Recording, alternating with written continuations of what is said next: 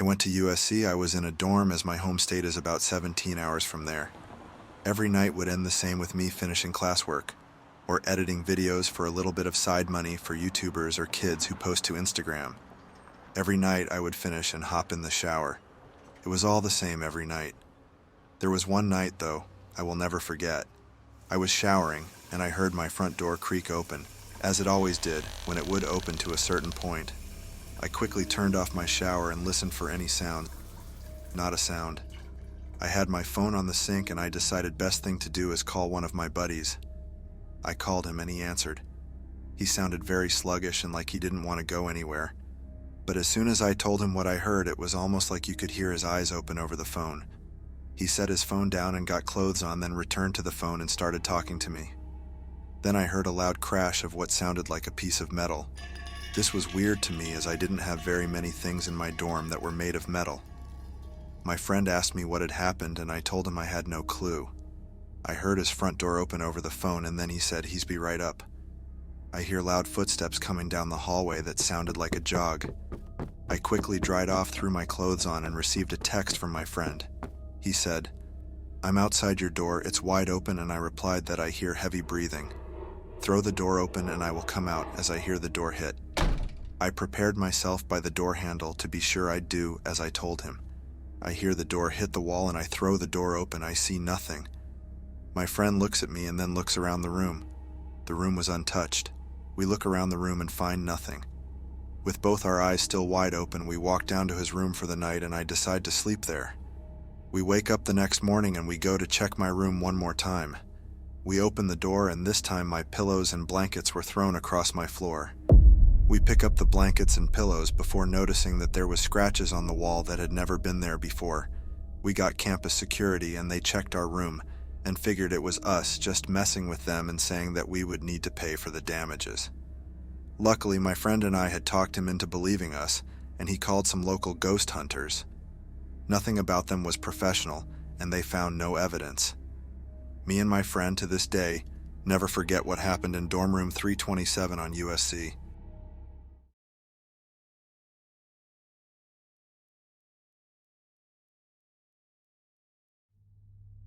I'm a freshman in college. I've had more than just one paranormal encounter, but this is by far the worst.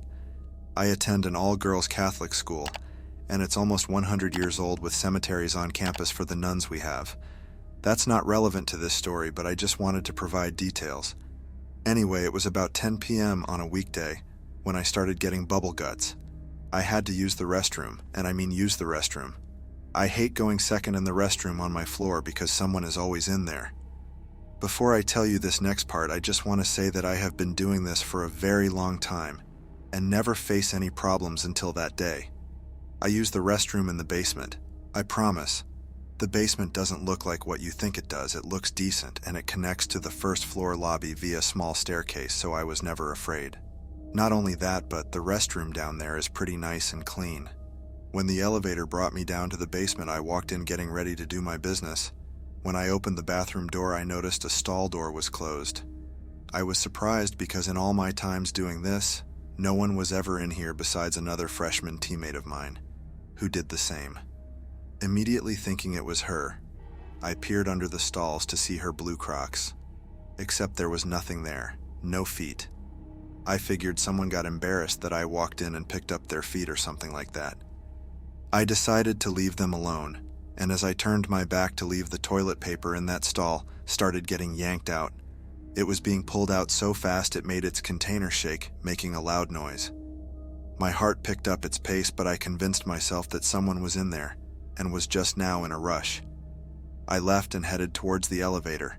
After I pushed the button, the toilet paper stopped. It was taking forever, and just as I was losing my patience, I heard the stall door from inside the restroom fly open. It flew open as if someone had kicked it open. At this point, I knew the stairs were the smart option. The stairwell is located right next to the elevator, so I wasted no time. I opened the basement door, and just as I stepped into the stairwell, the bathroom door opened, but again as if someone had kicked it open with enough force to make it hit the wall. My brain was still telling me that it was just a person who was in a rush, but my body didn't let me turn around to check. Just as I had made it up the first flight of stairs, the worst thing happened. the basement door that I had just walked through swung open, again, as if someone kicked it open. Following that, loud, heavy, and fast footsteps were coming up after me, and they were moving quickly. I was afraid but didn't let it get to me. I had already passed the first floor door, and I only lived on the second floor, so I started running. The other footsteps seemed to be echoing so loud throughout the stairwell. I was getting my keys ready to open my floor door. When I got to it, I unlocked the door while hearing the footsteps get closer and louder.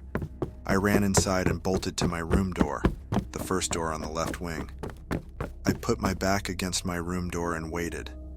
Just a second later, the same loud footsteps ran through the hall and sounded like they stopped in the dead in the middle.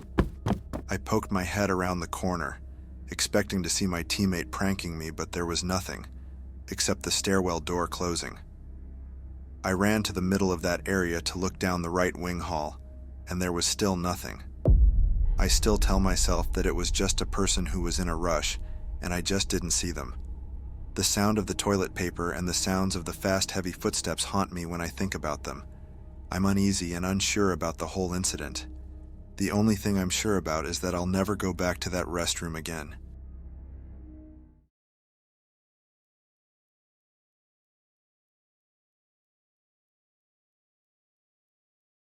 The story of the stairwell took place in my first semester of college.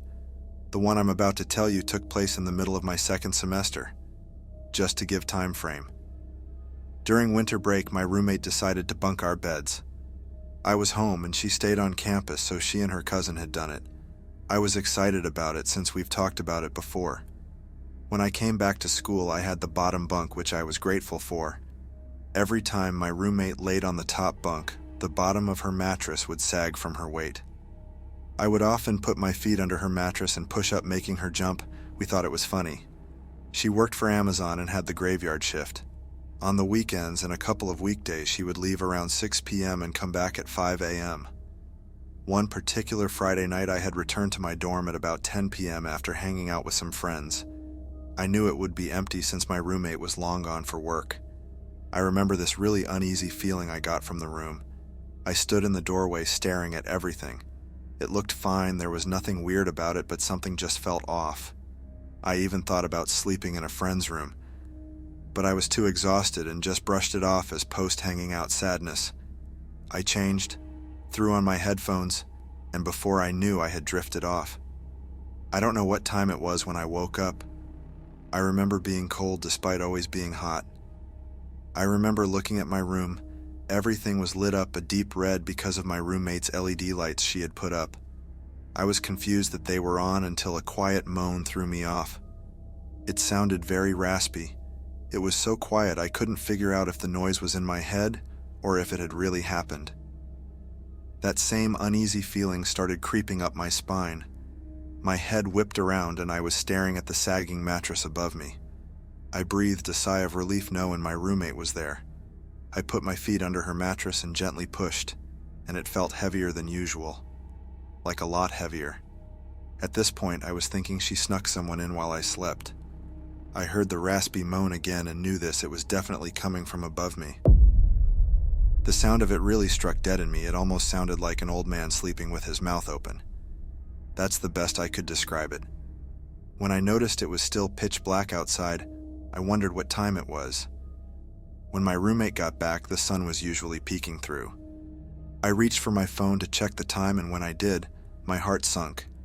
It was only midnight, and my roommate never got off early, let alone 5 hours early. At this point, I was very uncomfortable, and I knew that I wouldn't sleep until I saw for myself who the hell was there. Even if she did sneak someone in, I would be kind of upset, so I wanted to check. I was creeping out of my bed to check. The second my foot hit the floor, the mattress above me moved. The sound of it moving wasn't any type of shuffling. It sounded like all of weight on it had been lifted. It scared me, so I quickly ran and turned around. I started crying. There was no one else in the room. I just remember feeling really defeated and empty. The whole thing felt like it lasted hours, but it was really only a matter of minutes. There was no one else awake at this hour, so I called my friends from back home since I was a few hours ahead of them. I cried telling them the story. I had all the lights on and was sitting on my desk telling them. They knew about the stairwell story and marked it up to me still being scared of that, so my brain made it up. I hung up feeling flustered and exhausted, but I didn't want to sleep. I watched TV until my roommate got back and I told her what happened. My roommate laughed it off until she climbed up to her bunk, which is when she paused. She asked if I had laid on it or something and I said no. When I asked why, she said her bed was messy, and before she left for work, her bed was made. I couldn't sleep with the lights off after that. The sound of the raspy moan and the sound of the mattress really stuck with me. When I go back next year, I won't be having a roommate. It will be good since my current roommate and I left off on bad terms. I have had other encounters, but these two were by far the worst. If you enjoy the video, leave a comment, and don't forget to subscribe. And if you want to support us, share it to your bestie.